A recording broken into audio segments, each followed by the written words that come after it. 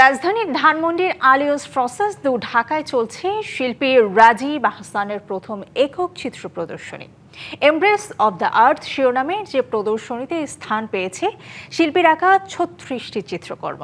জল রং এবং অ্যাক্রিলিকে আঁকা চিত্রকর্মগুলোতে ছিল গ্রামীণ জীবনের অন্তরঙ্গতা এবং নগর জীবনের পরিবর্তিত বাস্তবতার নানা চিত্র। এই প্রদর্শনীতে শিল্পী গ্রামীণ জীবনের উন্মুক্ততা এবং প্রাণশক্তি থেকে নগর জীবনের কাঠামোবদ্ধ এবং কখনো কখনো বেসুরো গতিতে তার ধীরে ধীরে অগ্রযাত্রার অভিজ্ঞতা তুলে ধরেছেন।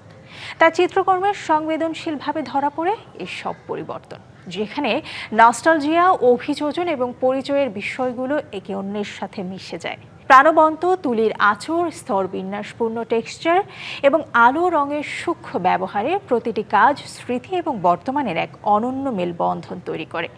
২৪ এপ্রিল থেকে শুরু হওয়া এই প্রদর্শনীটির পর্দা নামছে ২৬ এপ্রিল। এখানে প্রায় ৪০টার মতো ছবি আছে, অ্যাক্রিলিক কালার এবং ওয়াটার কালার দুই মাধ্যমের ছবি আছে এখানে। এটা আমার প্রথম সোলো এক্সিবিশন। এর আগে আমি বেশ কিছু গ্রুপ এক্সিবিশনে অংশগ্রহণ করেছি, কিন্তু এটাই প্রথম এক্সিবিশন। এই জন্য আমি আলিয়াস প্রসেস দ্য ঢাকা লাগালেরকে অসংখ্য ধন্যবাদ এবং আন্তরিক কৃতজ্ঞতা জানাচ্ছি।